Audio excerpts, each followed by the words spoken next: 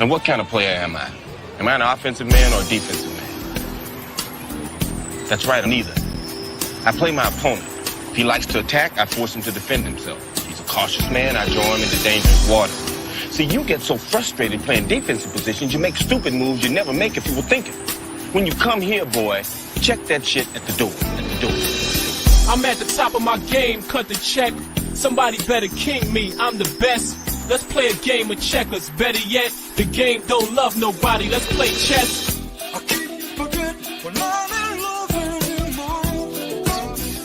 I keep forgetting.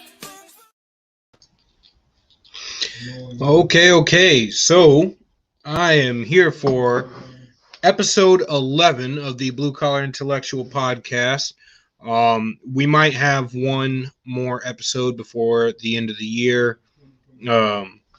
I want to thank you guys for being with me and supporting the content and the podcast so far this year. We've had some great conversations. For instance, first guest was Coach Felicia Killings, founder of the Conscious Conservative Network. Turn this down a little bit. Might even have to take off my glasses so now it looks so weird. But she's founder of the the founder of the Conscious Conservative Network. We also had Jeff Charles on for episode 2. He is a commentator and writer for Red State and Liberty Nation, and co-host of the host of Breaking Conservatarian, his own podcast, and co-host of Red and Black. We had Olivia Rondo on, conservative activist, and she just finished campaigning down in Georgia for the Senate runoff race. We also had on Jonesy, Pod Wasted, Wasted Talent on Twitter, and we talked a few different issues. A nice long conversation. For the fifth episode, or the fifth guest that we had on, it was Dr. Darrell Scott. Coach Felicia Killings we had on again.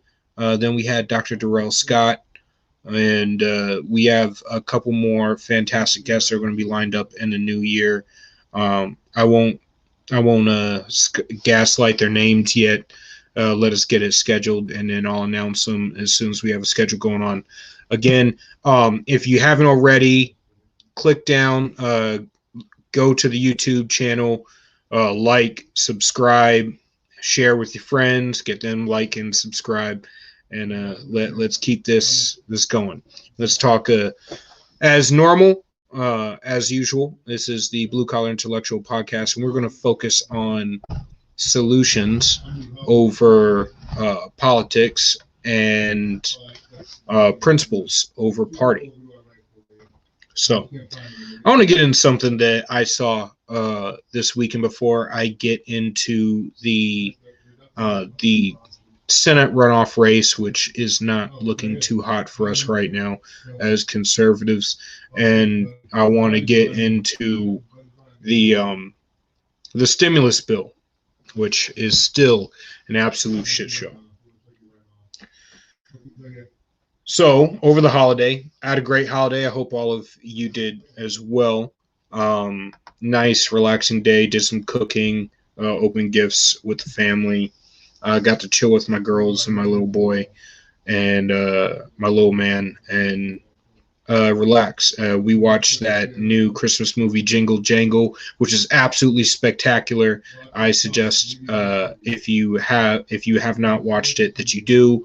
And I started watching Wonder Woman 2. Haven't finished it. We're hoping that we're going to finish it tonight after I'm done here. I'm going to try to keep this quick and short because we don't have a guest on today. Feel free to comment, ask any questions if you need it. So, as we move forward and throughout the holiday, there's Hotep Jesus likes to play this prank on people, and he says he's celebrating Kwanzaa every year, and he watches people lose their freaking minds over it. to which, very predictably so, it did happen.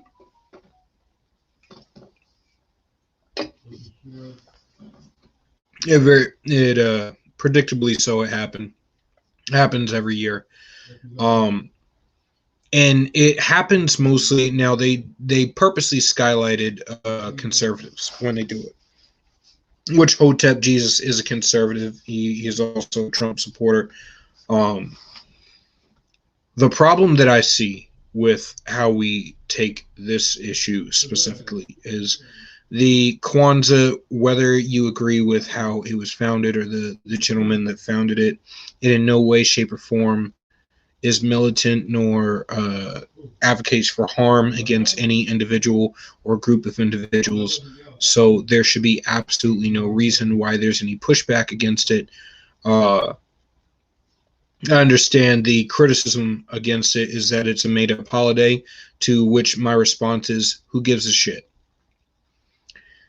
As conservatives, one of our main tenets is free agency and voluntary community engagement. There's absolutely no reason why we should have any issue with a person celebrating Kwanzaa. If somebody were to walk past me and say Happy Kwanzaa, I'd say Happy Kwanzaa back. If somebody walked past me and say Merry Christmas, I say Merry Christmas back. Someone says Happy Holidays, I say Happy Holidays back.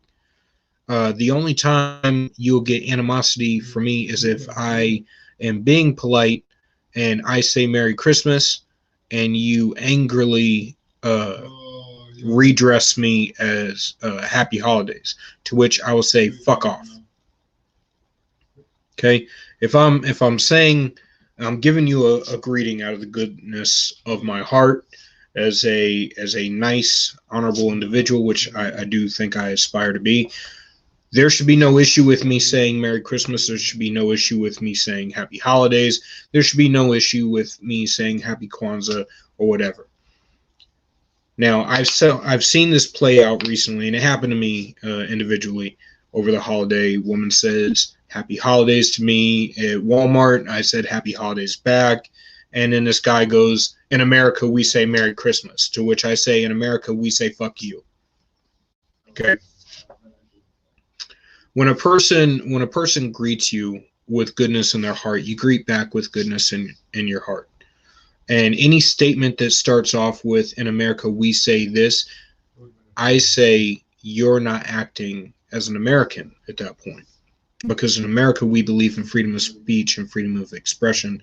And one of the tenets of conservatism is that we believe in the full enfranchisement of all of our Bill of Rights, all of our unalienable rights.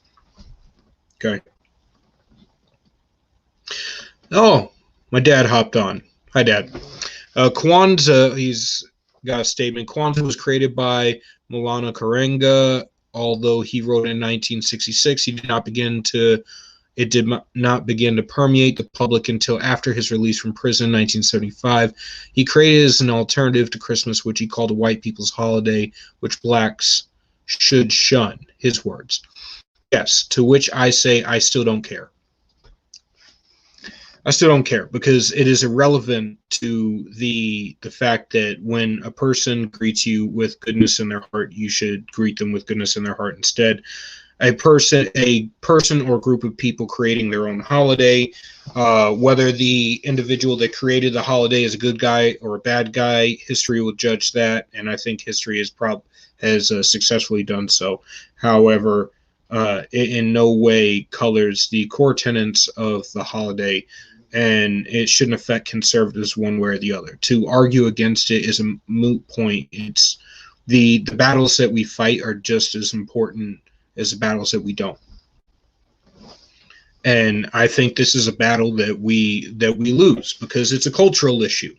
And this is one of the cultural issues that we typically seem to fail at, is our lack of understanding of why people choose to do certain things within their culture, regardless of what that culture may be. We end up bashing the culture or trying to counteract it.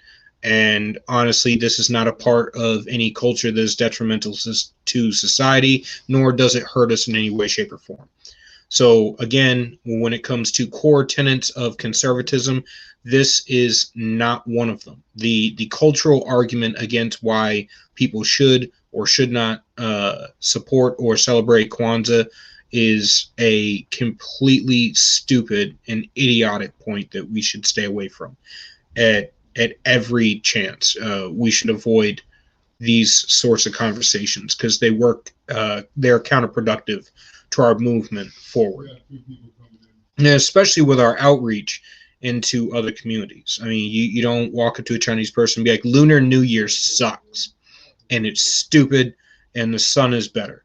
That is not a winning argument to trash somebody's culture, and it has become a part of the culture now more than it used to be. It's started to catch on, so which I say we need to step back from. Now, I wanted to bring this up. There's a conversation I was having on Twitter today, and this gentleman asked specifically, what are the core values of conservatism, because they seem to change over time. And this brought up something that I thought is a very valuable lesson, and we should talk about it, because I think many of us, we confuse party line and party platform with actual principles. Okay, and I'm going to give you first an assessment from somebody else who I think was a little off on it. He said conservative principles now, as he understood them to be, is the rule of law, free trade, states' rights, low deficits, and national debt, and toughness against Russian aggression. Now, as it stands, Trumpism while ignoring Federalist doctrine. Okay, I obviously take issue with his states' rights, low deficits, national debt, toughness against Russian aggression. The fiscal conservatism, yes, is a core tenet of conservatism. So I'm not going to bash that. However, I will go to what my response to the gentleman that asked the question, which was conservative values are equal justice under the law, limited government control and interaction with the citizenry, protection of the republic and its structure as laid out in the Constitution, free market capitalism, not cronyism, protection of our inalienable rights, private solutions, voluntary community engagement, and the last one I got is local control over what affects our daily lives the most, which I have always I've been grown up and raised to believe that is what is the core tenets of conservatism, and everything else, policy and platform wise, must fit into those core principles within the boundaries of the Constitution. And as our nation was constructed as a republic, the power is actually supposed to go from the people up, not from the top down. So again, enfranchising the conservative principles, and then obviously fiscal conservatism, which as I said, free market capitalism, not cronyism, rule of law is also within equal enfranchisement within the law, and equal protection under the law. My father, again, basic conservative principles are limited government, rule of law, less government authority over individuals, fiscal sanity, constitutionalism, into identity politics, and closest government governs best. Yes, pretty much a reiteration of what I said. Yep. Another one. You should be able to live your life as you wish without governmental interference, right up to the point where doing so infringes upon another's right to do the same. I completely agree, and I believe, obviously, this is my father commenting. I completely agree with that sentiment, as that's also how I was raised. So it's a very live and let live situation, which is where I want to get into. Party platform does not always align with these conservative principles. Many times we have candidates that will run for office and they will claim the conservative principles while advocating for a policy that outright ignores them. They won't answer questions around these basic core tenets, because as you start to answer questions regarding the core tenets, you start to stave off certain policy positions that may be in vogue at times, and that the party itself may actually be trying to push.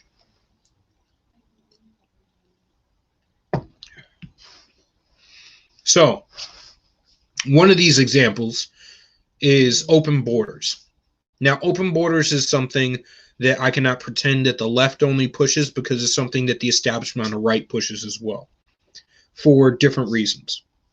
The left gets votes out of it, and they can get enough votes out of it to completely shift the political landscape in their own way. And there's this dynamic of, the more people you move here from there, the more there becomes here. If you have a steady stream of people moving into another society or into a new location before they've had a chance to actually integrate into that new location, you end up getting a destructive cycle where the people cannot properly integrate into society. That creates animosity within the already existing society against the new people coming in, and you end up with a perpetuating cycle where you end up with further and further enclaves within the new location, where you have two sectors of society now butting heads against each other.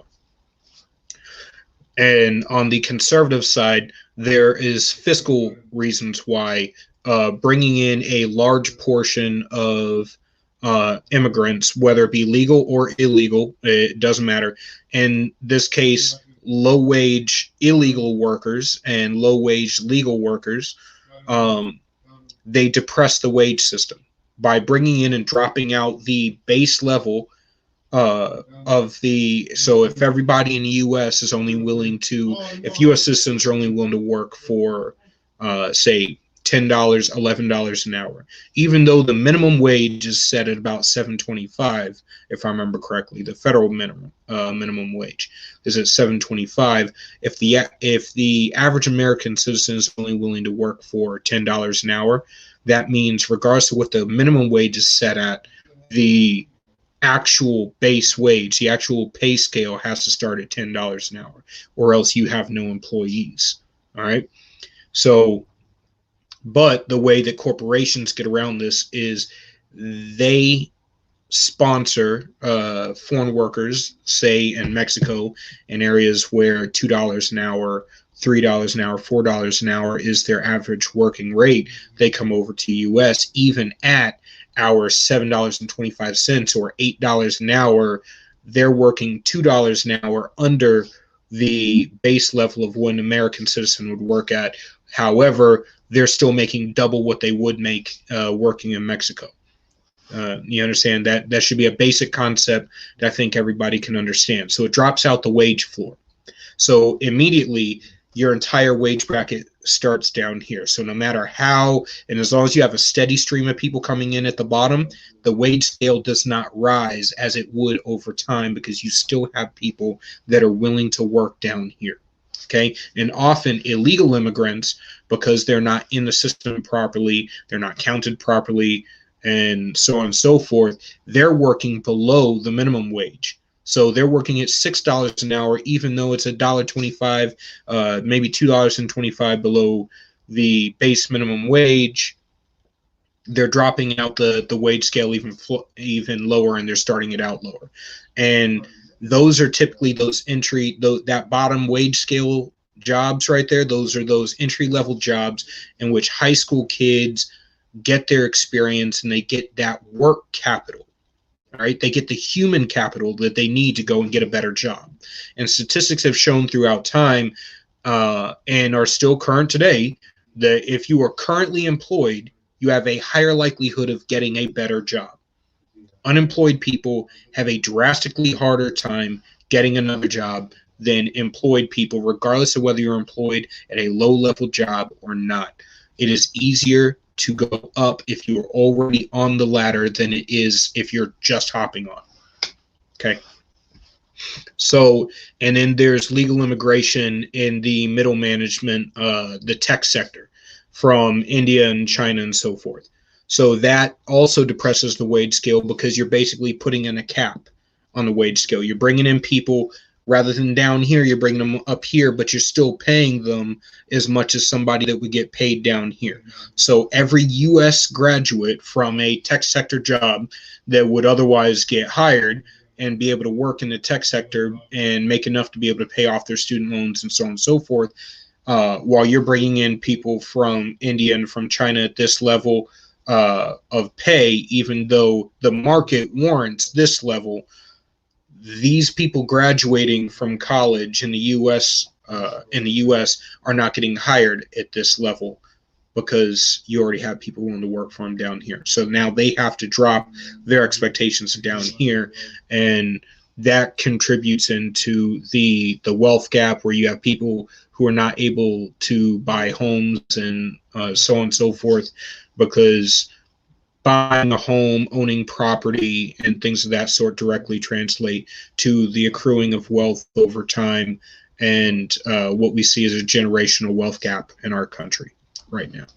In addition to the existence of student loans and stuff, which also depress your wealth. Obviously, if you're starting out with $40,000 to $60,000 of debt, $80,000 of debt, $100,000 if you got a doctorate, you're starting out definitely behind the eight ball.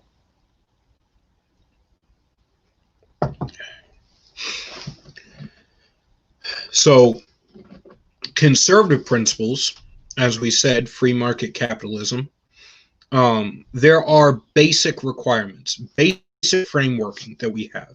The rule of law, as previously mentioned, we have immigration laws. We have immigration laws that are commonly ignored and not followed by even those people who run our government and work in our government, and the corporatists that fund these politicians. So that simple fact puts us in a scenario where we're unable to have logical, reasonable conversations about what transpires within our government, because basically we're all in our corners and refusing to we're refusing to talk to each other and be able to involve any sort of party dynamics whatsoever.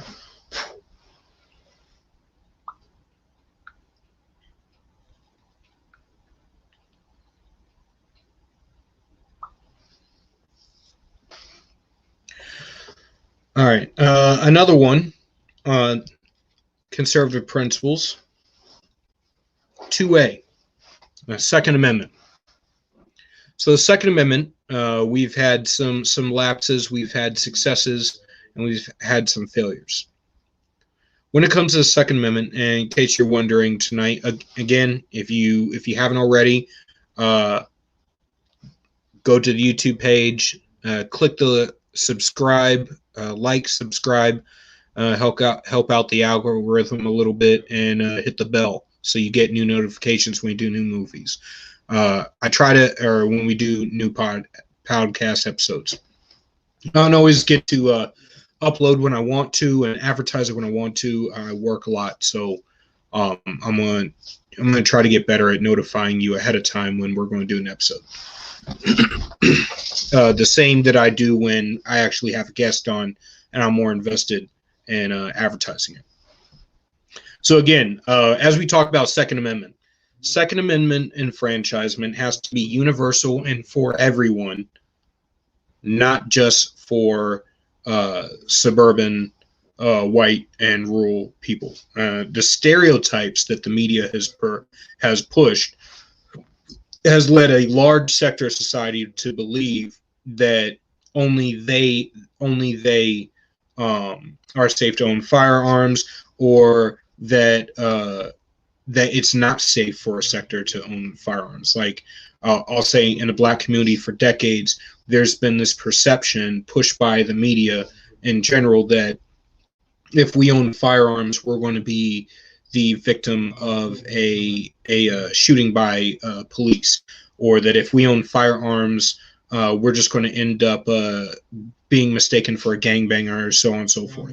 And I'm not saying that that doesn't happen, but I am saying that the full enfranchisement of your rights comes with owning a firearm and being able to protect your rights from government or from anybody else that happens to infringe upon them.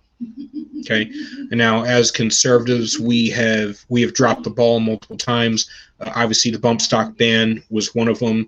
This new ATF arm brace ban, that's another one. Many regulations go unfought and unnoticed because, honestly, when there's a Republican in office, Republicans are a lot less gung-ho about protecting our Second Amendment rights. For me, I know if I was a single issue voter, that would be the issue. Because that's the one thing that if everything else fails, I still have the ability to protect myself and my family and my community. Anybody that happens to be around me is my community. Okay. That should be something I think we can all agree with, especially within the pandemic where we saw breaking and entering go up. We saw a run on resources and supplies and stuff like that. Many people went out and bought firearms, and you have somebody like Maj Toure who's going out there and properly educating people on how to use and carry and take care of a firearm and use it to protect their family. And there are other organizations like USCCA that insure you in case you should ever have to use it. And like any rational gun owner, I never want to have to use my firearm. It is there as a last ditch effort, and when the shit hits the fan and I have no other choice. And I should hope, I do hope that I never have to be in that situation. All right. So, like I said, rule of law, the less government. Over the years, we have been completely fine as conservatives with increasing government control over our life as long as it's a conservative doing it. To which I say this is wholly hypocritical, and it's just against our principles altogether, and we need to stop electing people and just walking away and going, oh no, they got it, don't worry, they're not going to infringe upon my rights like the left does or something like that. As conservatives, we need to stick to our principles even when it's inconvenient, even when it means we have to call out our own, because calling out our own is how we keep them from straying off the path of sticking to the principles. Calling out our own is how we make sure that they apply the principles equally. All right? Because our government has failed at this. And that leads me to another thing. Agencies, institutions, and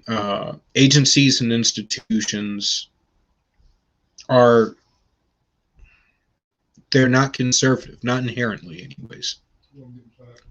Government agencies are never a conservative solution to what ails us. That is antithetical to less government infringement, and interaction with the citizenry. I want the people of this country to be able to walk around comfortable in their own skin, in their own communities, not being molested by government as much as physically possible. Okay. That equal enfranchisement, that less government, we need to really clamp down, and we need to stay consistent with our principles and apply them to even those that we support. Just because we support them doesn't mean that they're without fault. Okay. As we get into fiscal sanity, that brings me to the stimulus bill, and I'll finish up with identity politics because I think there's some nuances that need to be discussed. The stimulus bill. So originally over the weekend, Donald Trump said he wasn't going to sign it, and I completely agreed with him. I was actually very happy that he was not going to sign it. Then he backtracked and he signed it anyways. And he signed it with what seems to be promises that some of the things that he took issue with were going to get that they were going to get worked out on the back end. Now, the provision that he was discussing, that he was using to make sure that this gets done on the back end, I don't necessarily believe in. I don't think it works. I don't think it'll work. Trying to get Congress to, would you really sign a contract to buy a car from a used car salesman and then go, hey, by the way, I want you guys to put new tires on it, new paint job, fix a couple scratches, and patch that rust spot in the rear end. No, you wouldn't do that. You know damn well it's a used car salesman. They're going to tell you to pound sand. You already signed a contract. You get that shit done before you sign the contract. So that's a mistake on Trump's part. Honestly, I think he's sort of working it half-mast right now and sort of just coasting on. And that's just based on the fact that he could have pocket vetoed it. He could have actually vetoed it. I would have vetoed it. I would have just said, you know what? Line by line, 5,000 pages. Hey, look, this is bullshit. This is bullshit. This is bullshit. Both sides.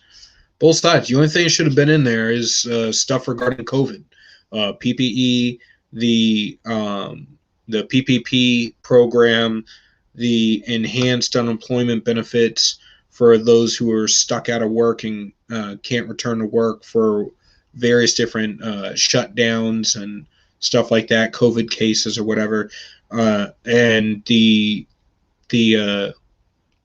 direct checks. Because this is one of the few times I would actually be okay with that. If you're shutting people down, you're taking away their ability to make money, you better make up for that. If you're affecting my wallet and you're screwing me out of my own living, you better come and make it right, or else we're going to have some issues. Okay.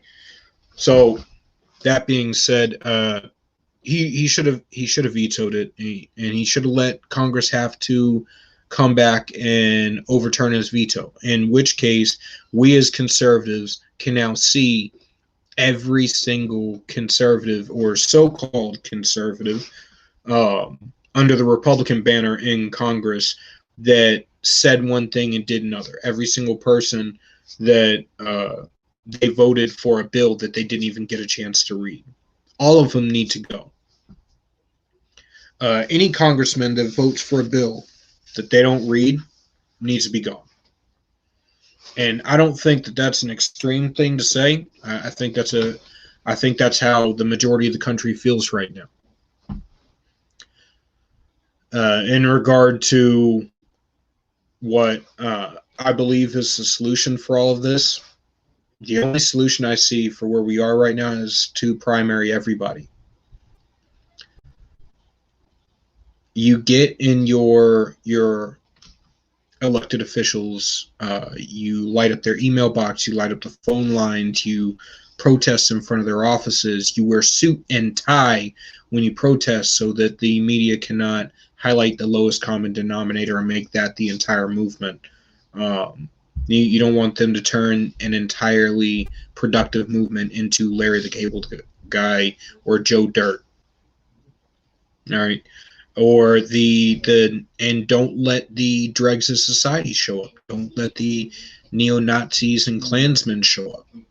Make sure that they're not welcome so that they cannot tarnish the movement. But we need to hold our public officials accountable, and that is not only at the ballot box, it is in between our chances to vote, where we make our voices heard. The apathetic conservatism where we vote for people and then we bitch and whine about it for the next 4 years or 2 years while we wait to replace them, but then we don't really replace them because of reasons and stuff, because they're better than the alternative. No. Everybody in Congress needs to be primaried regardless of party, regardless of whether they're a name brand politician or not. I don't care if you got the greatest politician in the world, they need to be primaried every single election cycle. That is how you keep them on their toes. That is how you keep them honest. If they think that their jobs are always in jeopardy, they will always act in your interest, not their own, because their own interest is your interest. If they don't think that you can get rid of them, they will act in their own interests. All right, it's that simple. It's that simple. The other thing is, now, as we get into constitutionalism, yes, we need to follow the Constitution at every turn, and it shouldn't be that hard to do. You can read the Constitution. It's not even a long read. It's a dry read, but it's not a long read. Same goes for the Federalist Papers, Declaration of Independence, ratification debates, all of that. Now, let's get into identity politics. So this is one thing where I think we as conservatives horribly fail at. And we fail at it solely because we choose not to have the conversation. We have failed because we take a single line out of Dr. Martin Luther King's I Have a Dream speech, and we take it so emphatically to heart that we actually become militant when anybody mentions race at all. So we cannot even have an intelligent discussion about it now. And if we cannot have an intelligent discussion about it, we cannot solve the problems. You cannot go to a community full of black people and say, you are slaves on Democratic plantation, you have problems in your community, blah, blah, blah, blah, blah. I don't have a black agenda to fix your problems. I can fix your problems, but I don't have an agenda to fix your problems. You understand how there's a lapse in that? The language doesn't match up. You say, you're black, I can fix your problems, but I don't have a black agenda to fix your problems. So the colorblind mentality, as much as I understand where it's coming from, works against us in that vein. Dr. Martin Luther King actually discussed race ad nauseum. He discussed it all the time. Okay, he discussed it intelligently. He discussed it with solutions and stuff. And I'll be completely honest, many conservatives would not agree with a lot of the solutions that he discussed. The one thing that we all agree with is the sentiment of the I Have a Dream speech and his nonviolent approach to activism, which is something that we highlighted throughout history, because the alternative, to be completely honest, scares normal, everyday Americans. So, like I was saying, so identity politics in general, we can discuss race, and we can discuss it in an intelligent manner. And the first thing to do is not insult the people that we're discussing it with. Okay? Don't talk at them, talk with them. Okay? There's a difference between between telling somebody what their problem is and listening to what they say their problems are, and then after they're done, then you say, I think I have a solution for the problems that you have. And none of the solution that you have for the problems that they've brought to you are to bash your political opposition. That's not a solution. That's a talking point that is to be used on a debate stage. That is not a solution that gains votes. Most talking points that are used on debate stage are not even meant to be used exclusively on their own. Okay, they're meant to sort of like batter somebody, throw them off, and then add context and something that actually makes people understand where you're coming from. Any talking point that is not crafted in a way that garners understanding is a counterproductive talking point, and we should stray away from it as much as physically possible. Okay, so like I said, when it comes to discussing race and identity politics or anything of that manner, you want to come from a place of understanding. Once somebody brings you their problems, I think I have a solution for these problems. You line out the solution. You say, and conservative principles, you line out the principles as I discussed earlier. Okay, limited government, rule of law, government authority, less government authority and interaction with the citizenry, free market capitalism, not cronyism. Cronyism is not free market capitalism. Okay, constitutionalism. And you explain how these solutions work within the conservative framework of principles. Principles are not party platform. Principles are not party platform. Principles are not party platform. Solutions are not talking points. Solutions are not talking points. Solutions are not talking points. Okay, so as we discuss these issues with the people that have come with groups, regardless of ethnicity or background, they come to us with their issues, and they tell you your issues. You give them the solutions. You tell them how it fits within the principles. If they like the solutions, they like the principles. That is when you ask for the vote. That is in sales. Make the ask. Okay, that is when you make the ask. At the end of it, when you've provided all the content and you've provided all the gems and the value that you plan to give your customer, and make no qualms about this, make no mistake, the voters are the customer for the political candidate or the political party. So you get them to you've provided your solutions. They either like them or they don't. If they do,